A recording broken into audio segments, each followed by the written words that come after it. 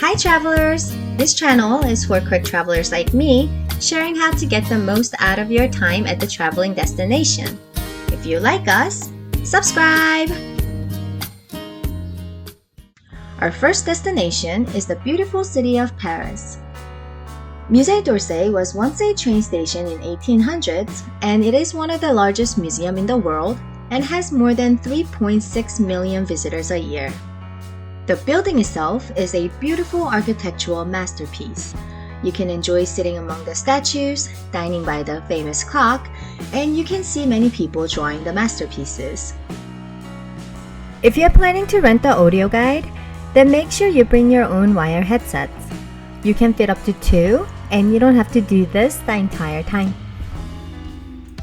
Coming in number 6 is Bal du Moulin de la Galette, painted by the French artist Pierre-Auguste Renoir in 1876.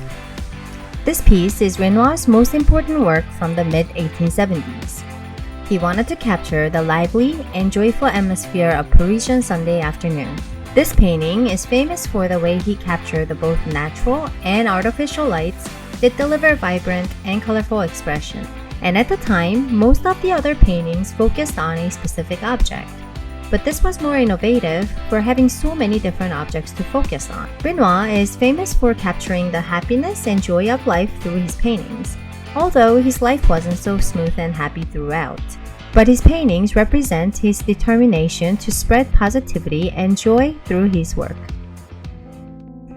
Coming in at number 5 is Rodin's Ugolinos and His Sons. Auguste Rodin is one of the most famous sculptors of the modern era who was born in Paris in 1840. His famous masterpieces are well known The Thinker and The Kiss, which can be seen at Rodin Museum, also in Paris. When I visited in spring 2022, Rodin's famous The Gates of Hell at Musée d'Orsay was closed due to a construction. They say Dante's darkest episode in his Divine Comedy never left Rodin. The story is, in the 13th century in Pisa, Ugolin was locked up in a tower for his betrayal and fighting against the Pope. It is a tragic story of Ugolin having to see his children die of starvation, and the rumor says that he even had to feed on his children's flesh to survive until he died of starvation 9 months later. This sculpture is built around a central figure of Ugolin surrounded by the bodies of the children. Everything accentuates the morbid and dramatic expression, with Ugolin hovering over his dying children's body with his mouth wide open. The composition of a sculpture presents the assembly process that Rodin often used. The naked bodies were worked and molded separately, then assembled, and bound afterward by draped fabrics, then coated with plaster. Rodin's Ugolin can be found on the middle level of a sculpture terrace. If you like this piece, there's another Ugolin sculpture in the middle of the ground floor of Musée d'Orsay by Jean-Baptiste Carpeaux. Unlike the horizontal inhumane action of Rodin's Ugolino, Carpeaux's Ugolino delivers the expression of pain and anguish of the father. The face, the tense hands and feet is represented uniquely by Carpeaux. It will be an interesting comparison to make yourself when you visit Musée d'Orsay. On our number 4 is Monet's Rue Montague, also known as Feast of June 30th, 1878. There are so many of Monet's work at Musée d'Orsay, I just had to pick one. This painting is Montague Road in Paris on June 30th, 1878, celebrating peace and work. This was a part of the 3rd Parisian Universal Exhibition to represent the recovery of France after 1870. Monet wanted to capture this vibrant moment through his painting. He doesn't celebrate and mingle with the crowd, but he rents a hotel room to observe the scene from the window. The 3 colors that Monet makes vibrant here are representing the modern France. Number 3 on 6 You Should See at Musée d'Orsay is Manet's The Luncheon on the Grass. This painting became a scandal when it was first published in 1863. It was first rejected by the Salon, which was the official art exhibition sponsored by the prestige art academies at the time. The rejection triggered a special show called Salon of the Rejected, and it was a main public attraction at the time, mainly for ridicule and laughter. But this event became a historical trigger point for 30 years of battle between the critiques and artists in the transition between realism to impressionism. So, Why was this painting so controversial at the time? The first reason is because of her, the naked lady. Even at the time, the artists often portrayed the nudes in their paintings, but they were justified as mystical creatures or goddesses. So it would often have an angel or a cupid in the background, or often had goddesses' names such as Venus. But the characters in this painting are real people. The naked lady in the middle is a real-life model, assumed to portray a prostitute in the scene. The public was shocked by the provocative pose of a nude woman and her direct gaze towards the audience. Perhaps this described the real life behind the scenes that they wanted to hide. The composition Manet used here is very interesting too, as it is known to be influenced by 16th century's artwork. This is Pastoral Concert from 1510. Do you see the similarities?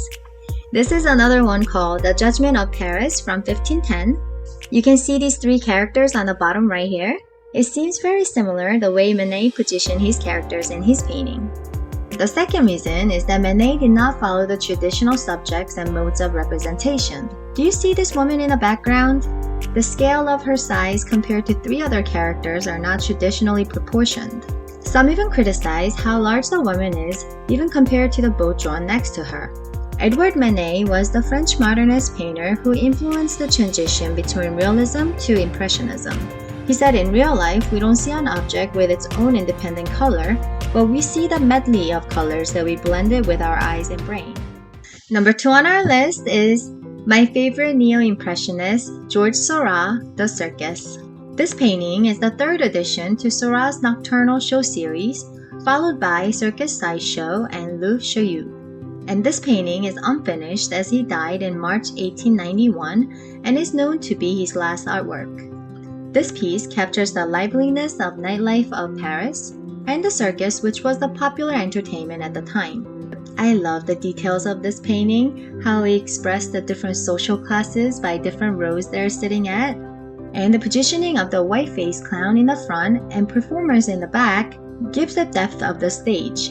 The dark blue border around it even more amplifies the vibrant color in this painting. Georges Seurat is a French neo-impressionist who used a technique called pointillism. Neo-impressionists based their theories on Newton's idea of mixing of light.